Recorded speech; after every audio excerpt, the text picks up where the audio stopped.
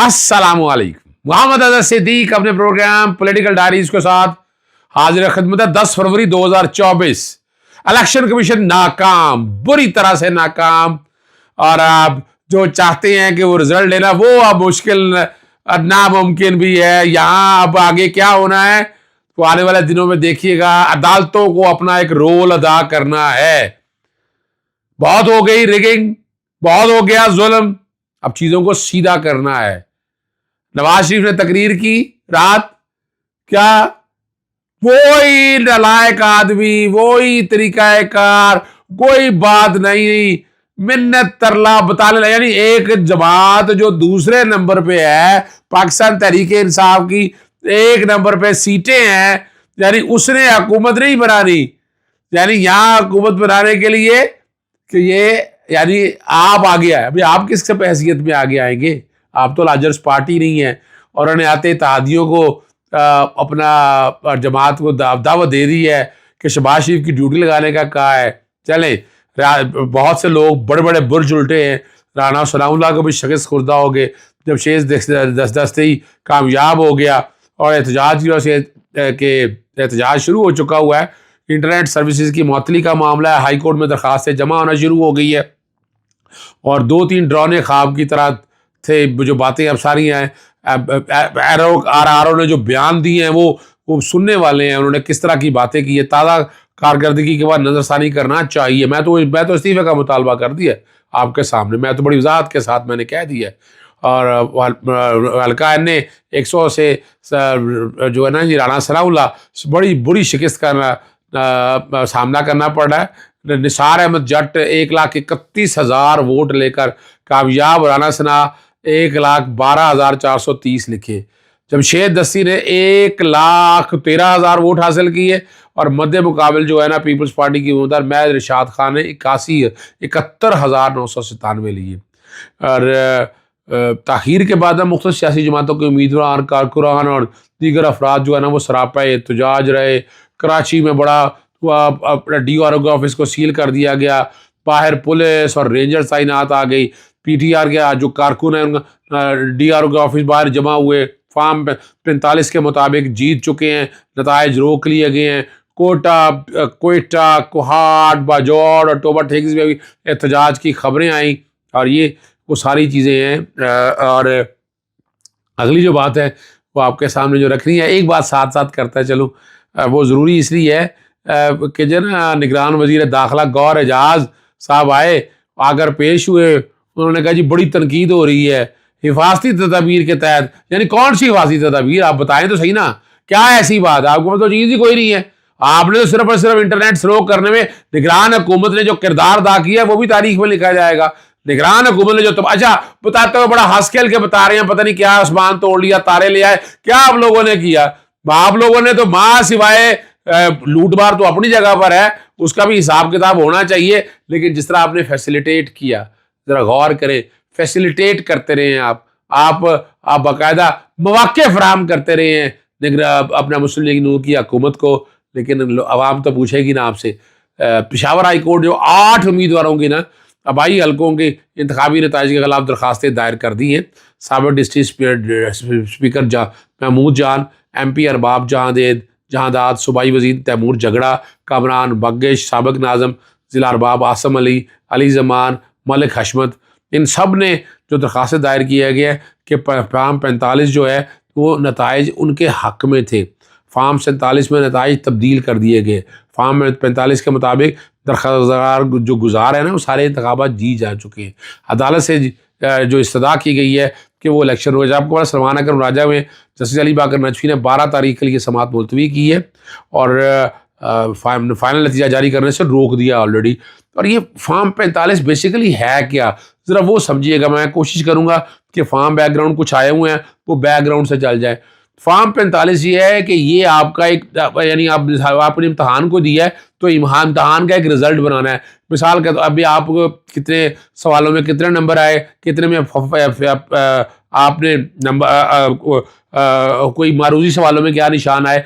यहाँ जो कि कैंडिडेट हैं, हर कैंडिडेट का डाटा है, उसने कितने वोट हासिल किए, टोटल वोट जो रिजेक्ट हुए होते हैं वो लिखे जाते हैं, कितने वोट कास्ट हुए, खवातीन के कितने वोट हैं, मर्दों का कितने वोट, और तनासब क्या है उसका, ये फॉर्म 45 के अंदर कैलकुलेट होते हैं। फॉर्म 45 पे आपके जो पोलिंग ऑफिसर्स हैं वो दस्तखत करते हैं और ये पोलिंग स्टेशंस के होते हैं। ये सारे तरसील करके इकट्ठे करके ले जाए जाते हैं फॉर्म 47 रिटर्निंग ऑफिसर के पास।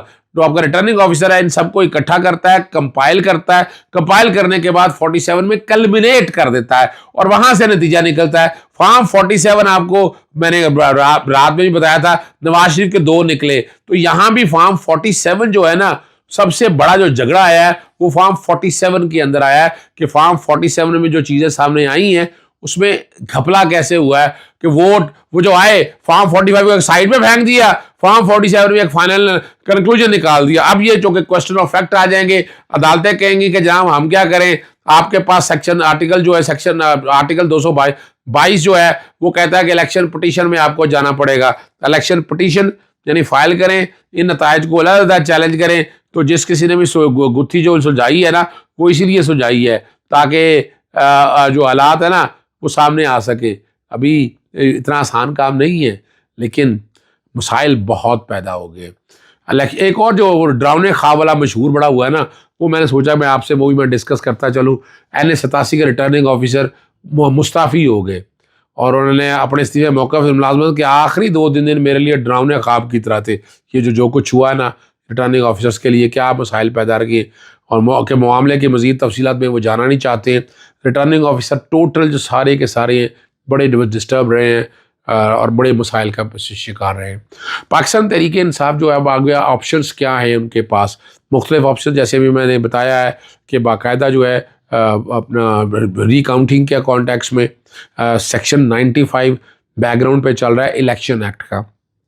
जो वोट आए हैं उन वोट को रिकाउंट करना है, उनकी दोबारा जो है गिना जाएगा। वो गिना जाएगा तो आप मौजूद होंगे, आपके सामने काउंटिंग होगी। उस काउंटिंग होने के बाद जो है अपना रिकाउंटिंग के कॉन्टेक्स्ट में वो देखेंगे और उसमें मेजर डिफरेंसेस, वो वोटों में डिफरेंस है और कई वजूहात हैं।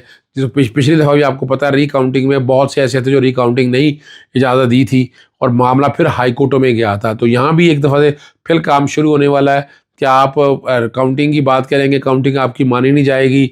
उसकी अपील भी ऑलरेडी प्रोवाइडेड है लेकिन आपको आला अदालतों में आना पड़ेगा इस सारे मामले को हल करने के लिए। जदोजहद पूरी शुरू हो सकती है। इमरान खान चूँकि नहीं है लेकिन मैं आने वाले दिन में बता दूं आपको कि इमरान खान बहुत जल्द आपको बाहर आते नज़र आएंगे और एक बड़ी ताकत की तरह से आएंगे। और अब यहाँ ये डिपेंड करता है कि पाकिस्तान तहरीक इंसाफ जो है, जैसे बिलावल भुट्टो ने आपको एक कॉल दी है तो आज़ाद उम्मीदवार साथ मिल जाएं, तो मैं तो अपनी एक राय और मैं तो पहले दिन से ये बात कह रहा हूँ कि नून लीग तो मिलना नहीं है लेकिन पाकिस्तान पीपल्स पार्टी के साथ मिलके हुकूमत बाकायदा जो है वो बनाई जा सकती है। और ये इंटेलिजेंट आपको खेलना है। कोई नहीं कह रहा आप करप्शन से पीछे हटे, बाकी चीज़ों से पीछे हटे, लेकिन आपने चीज़ों को कैसे लेके जाना है, आपने इन सारे भंवर से कैसे बचना है। आप यकीनन इसमें सीट आप अपने तौर पर आप कोऑर्डिनेट कर सकते हैं, आप बारगेन कर सकते हैं, लेकिन सबसे ज़्यादा जो मैं बड़ी बात बता दूं इस वक्त जो जादू की छड़ी होगी वो आसफ अली जरदारी के हाथ में होगी।